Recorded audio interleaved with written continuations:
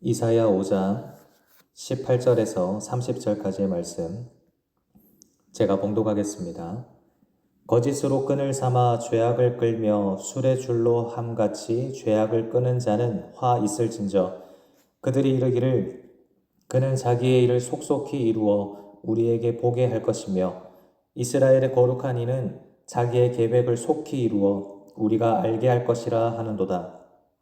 악을 선하다 하며 선을 악하다 하며 흑암으로 광명을 삼으며 광명으로 흑암을 삼으며 쓴 것으로 단 것을 삼으며 단 것으로 쓴 것을 삼는 자들은 화 있을진저. 스스로 지혜롭다 하며 스스로 명철하다 하는 자들은 화 있을진저. 포도주를 마시기에 용감하며 독주를 잘 빚는 자들은 화 있을진저. 그들은 뇌물로 말미암아 악인을 의롭다 하고 의인에게서 그 공의를 빼앗는도다. 이로 말미암아 불꽃이 그루터기를 삼킴같이 마른 풀이 불 속에 떨어짐같이 그들의 뿌리가 썩겠고 꽃이 티끌처럼 날리리니 그들이 만군의 여호와의 율법을 버리며 이스라엘의 거룩한 이의 말씀을 멸시하였음이라. 그러므로 여호와께서 자기 백성에게 노를 바라시고 그들 위에 손을 들어 그들을 치신지라. 산들은 진동하며 그들의 시체는 거리 가운데에 분토같이 되었도다. 그럴지라도 그의 노가 돌아서지 아니하였고 그의 손이 여전히 펼쳐져 있느니라. 또 그가 기치를 세우시고 먼 나라들을 불러 땅끝에서부터 자기에게로 오게 하실 것이라. 보라, 그들이 빨리 달려올 것이로되 그 중에 곤핍하여 넘어지는 자도 없을 것이며 조는 자나 자는 자도 없을 것이며 그들의 허리띠는 풀리지 아니하며 그들의 들매끈은 끊어지지 아니하며 그들의 화살은 날카롭고 모든 활은 당겨졌으며 그들의 말굽은 부싯돌 같고 병거 바퀴는 회오리 바람 같을 것이며 그들의 부르짖음은 암사자 같을 것이요 그들의 소리 지름은 어린 사자들과 같을 것이라. 그들이 부르짖으며 먹이를 움켜 가져가 버려도 건질 자가 없으리로다. 그날에 그들이 바다 물결 소리같이 백성을 향하여 부르짖으리니 사람이 그 땅을 바라보면 흑암과 고난이 있고 빛은 구름에 가려서 어두우리라. 아멘. 하나님의 은혜와 기도의 응답이 있는 새벽 되시기를 주님의 이름으로 축원합니다. 이 시간 본문의 말씀을 가지고 다시 부르지 말아야 할 슬픈 노래, 다시 부르지 말아야 할 슬픈 노래라는 제목으로 함께 하나님 말씀을 상고해 보고자 합니다. 우리가 함께 읽은 이 이사야 5장은 포도원의 노래라고 별명이 붙여져 있는 아주 유명한 본문입니다. 포도원의 주인 되시고 농부 되시는 그 여호와 하나님께서 가장 좋은 땅에 극상품 포도나무를 심으시고 모든 돌을 제거하고 망대를 세우실 그런 노력을 기울이셔서 끝없는 애정과 열심과 기대를 품으시고 이 포도밭을 키우셨습니다. 주님은 당연히 그 수고에 합당한 아름답고 풍성한 극상품 포도 열매를 기대하셨죠. 그러나 그 결과가 어떻습니까? 그렇게 하나님의 사랑과 기대를 받았음에도 불구하고 하나님이 원하셨던 정의와 공의는 온데간데 없고 오직 포학과 부르짖음만 가득한 들포도를 맺고 말았습니다. 미슈파트라고 하는 정의를 하나님이 기대하셨는데 미스파흐라고 하는 포학이라는 열매가 맺혔고 체다카라는 공의를 바라셨는데 체아카라는 부르짖음, 그러니까 억눌린 자들의 비명소리가 열매로 맺히게 됩니다. 하나님을 향한 사랑이 텅 비어버린 그 자리에 백성들은 세상의 것을 향한 그런 탐욕으로 가득 채웠고 육신의 쾌락을 쫓는 방탕한 마음으로 자신들의 인생을 채워버렸던 겁니다.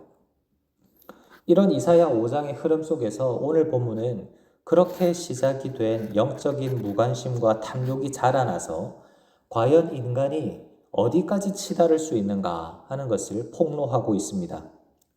처음에는 작은 무관심인 줄로만 알았고 은밀한 욕심인 줄로만 알았습니다. 그런데 그 죄를 말씀 앞에서 끊어내고 있지 않으니까 그대로 방치해 두니까 더 큰 죄의 결과로 이어지게 되는 것입니다. 결국 이사야 5장은 극상품 포도나무를 심으시는 그 하나님의 사랑으로 시작을 했지만 그 포도원인 이스라엘이 어떤 치명적인 죄로 나아갔는지, 그리고 왜 멸망의 흑암과 이방 군대라고 하는 그 슬픈 결말로 끝날 수밖에 없었는지를 우리에게 말씀하고 있습니다. 오늘 이 아침에 우리는 우리의 삶 가운데 두 번 다시는 반복되지 말아야 할 이 가슴 아픈 들포도의 노래를 함께 묵상하면서 우리 자신의 모습을 정직하게 돌아보려 합니다. 우리를 살리시기 위해서 기꺼이 진노의 손을 펴시는 그 하나님의 마음을 대면하면서 함께 오늘 우리에게 주시는 그 말씀을 살펴보도록 하겠습니다. 먼저 오늘 본문은 하나님을 떠나서 맺게 되는 그 들포도의 실체가 무엇인가? 하나님의 의도와 상관없이 맺어진 그 치명적인 죄의 결과가 무엇인가? 그것을 두 가지의 영적인 질병으로 언급하고 있는데요. 하나는 죄에 대하여 무감각해져 버린 영적인 불감증입니다. 영적인 불감증. 18절 말씀을 보시면 거짓으로 끈을 삼아 죄악을 끌며 술의 줄로 함같이 죄악을 끄는 자는 화 있을진저라고 말씀합니다. 여러분, 이 비유를 머릿속으로 한번 가만히 그려보시기 바랍니다. 우리가 살면서 우리의 연약함 때문에 또는 순간의 유혹을 이기지 못해서 우발적으로 넘어지고 실수할 때가 왜 없겠습니까? 그런데 지금 이사야 선지자가 고발하고 있는 모습은 순간적으로 실수해서 또는 우리가 연약해서 잠시 비틀거리고 잠시 넘어진 그런 모습을 말하고 있지 않습니다. 이들은 아예 아주 튼튼한 수레 줄을 가져다가 마치 소나 말이 수레를 끌듯이 죄악을 자기 몸에 단단히 동여매고 그 무거운 죄의 짐을 질질 끌고 다니는 것을 표현하고 있습니다. 그런데 무엇으로 그 줄을 삼습니까? 거짓입니다. 거짓. 이 정도 죄는 괜찮을 거야. 남들도 다 이렇게 사는데 하나님도 내 형편을 충분히 이해해 주실 거야. 라는 자기 합리화와 또는 영적인 거짓말을 가지고 줄을 만들어서 그 죄악의 덩어리들을 끊어내지 않고 계속 질질 끌고 가고 있는 것입니다. 교회에 갈 때도 그 죄의 수레를 끌고 가정으로 돌아갈 때도 여전히 그 죄의 수레를 끌고 돌아갑니다. 삶 전체가 죄와 완전히 결탁이 되어서 이걸 도저히 끊어낼 수 없는 그런 끔찍한 모습이 되어버린 것이죠. 그런데 더 무서운 것은 그렇게 죄를 질질 끌고 다니는 사람들의 입에서 무슨 말이 나오느냐 하는 겁니다.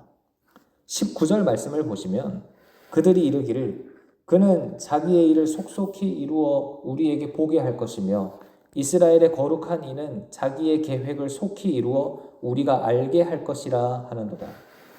이게 무슨 말이냐면 하나님을 향한 조롱입니다. 조롱. 하나님이 살아계신다고? 하나님이 죄를 심판하신다고? 그래, 심판하실 테면 한번 해보시라 그래라. 내 눈앞에서 당장 그 심판을 보여봐라 라고 말하면서 비웃고 있는 겁니다. 왜 이들이 이렇게까지 겁도 없이 영적으로 교만해졌을까요? 그것은 자신들이 그렇게 죄의 수레를 자신의 몸에 감고 다니는데도 당장 하늘에서 하나님의 심판이 임하지 않기 때문입니다. 당장 내 사업이 망하지 않고 당장 내 건강에 문제가 생기지 않고 내가 살아가는 삶 속에 별 문제가 생기지 않으니까 그 하나님의 기다림과 오래 참으심을 하나님의 무능력과 부재하심으로 착각해버리는 겁니다. 이것이 이스라엘이 가지고 있었던 영적인 불감증입니다. 그리고 이런 영적인 불감증은 두 번째 질병으로 이어지는데요. 그것은 내가 선과 악의 기준이 되려는 교만함입니다. 교만함. 20절 말씀을 보면 악을 선하다 하며 선을 악하다 하며 흑암으로 광명을 삼으며 광명으로 흑암을 삼으며 쓴 것으로 단 것을 삼으며 단 것으로 쓴 것을 삼는 자들은 화 있을진저 라고 말씀합니다. 하나님을 무시하기 시작한 인간의 결국의 종착역은 어디인가? 결국 자기 자신이 하나님의 자리, 곧 심판자의 자리에 앉는 것입니다. 하나님께서 분명히 말씀으로 선과 악을 정해두셨고 빛과 어두움을 나누어 두셨는데 자신의 탐욕과 정욕을 채우기 위해서 그 기준을 다 뒤집어 엎어버리는 겁니다. 하나님, 아닙니다. 이것은 악이 아니라 선이지 않습니까?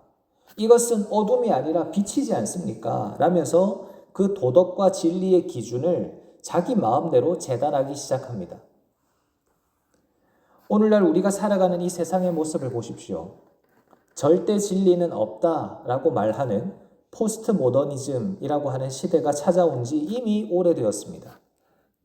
하나님의 창조 질서나 하나님의 말씀이라는 기준과 상관없이 내가 생각하기에 옳은 대로 판단하고 그것을 선이라고 포장하는 시대가 이 시대입니다. 이러한 모습은 세상 사람들만의 모습이 아니죠. 우리 안에도 이런 모습이 있습니다. 하나님은 하나님의 그 구원과 우리의 성화를 위하여서 우리 각자에게 합당한 길들을 열어주셨고 우리를 선하게 인도하고 계십니다. 그렇기 때문에 나에게 찾아오는 때로는 가시밭길 같은 길이라고 할지라도 그 길이 나의 영혼을 살리는 가장 선한 길이 됨을 믿고 감사함으로 순종하면서 우리는 그 길을 걸어가야 되는 거예요. 그런데 우리는 자꾸만 그 길 위에서 하나님께 반항하고 하나님을 가르치려 듭니다. 하나님, 이게 선이 아니지 않습니까? 이것은 나에게 너무 쓴 잔 아닙니까? 하나님, 왜 이런 고난을 나에게 주십니까? 왜 이렇게 나의 기도에 응답하시지 않습니까?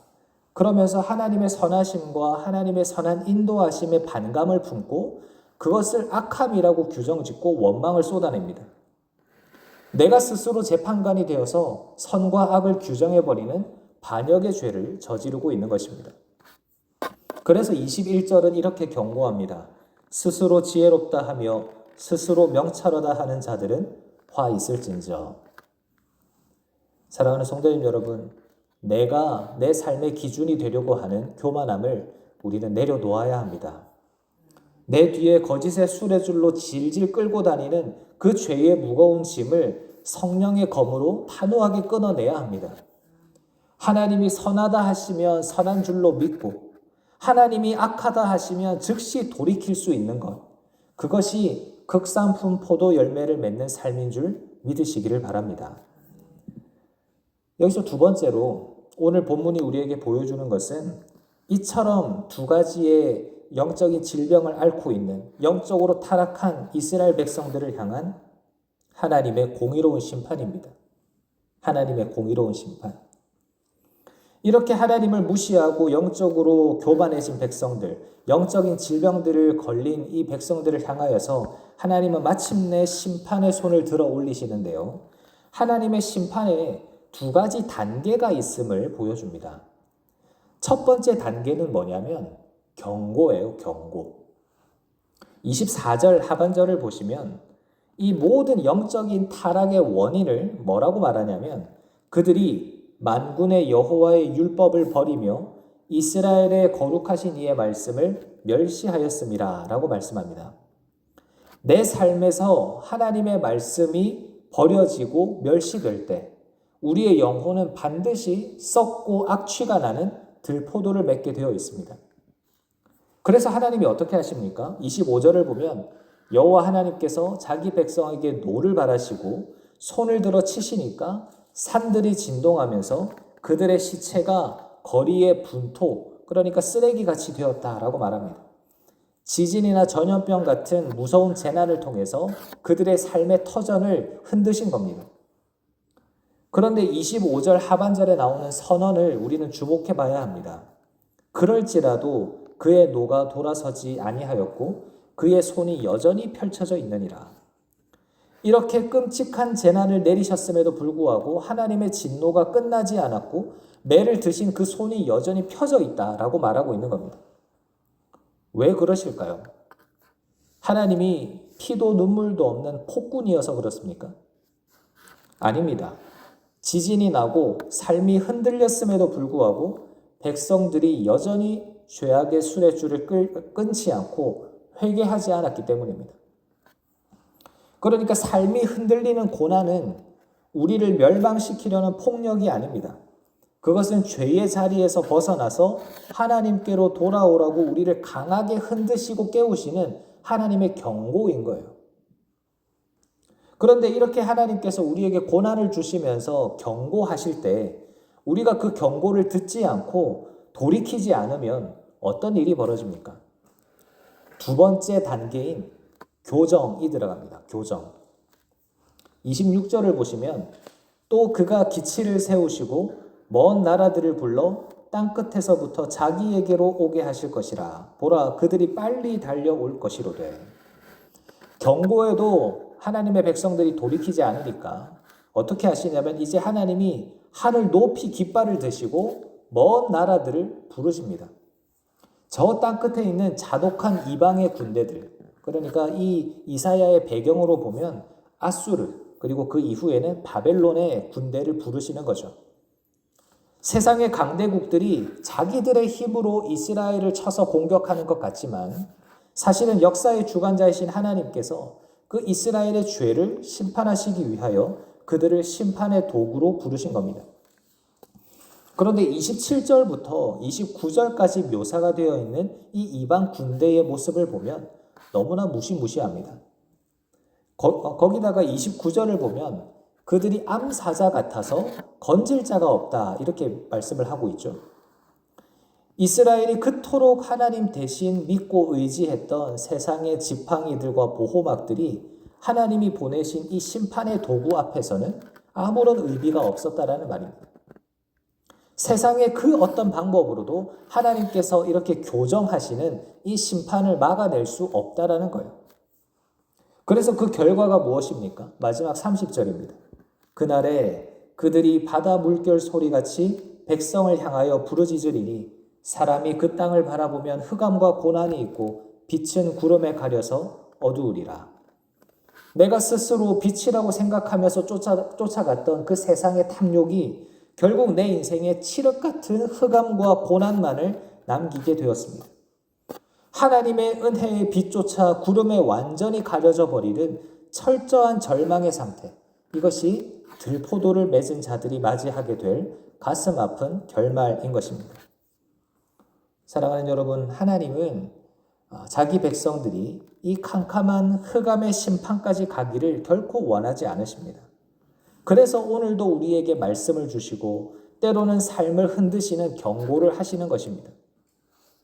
심판의 매를 드신 하나님의 손이 완전히 내려쳐지기 전에 우리를 깨우시는 그 경고를 민감하게 우리는 받아들여야 합니다. 그래서 더 이상 죄의 길로 치달을 것이 아니라 은혜의 자리로 속히 돌이키는 지혜가 오늘을 살아가는 우리에게 있기를 간절히 소망합니다. 말씀을 마무리하겠습니다.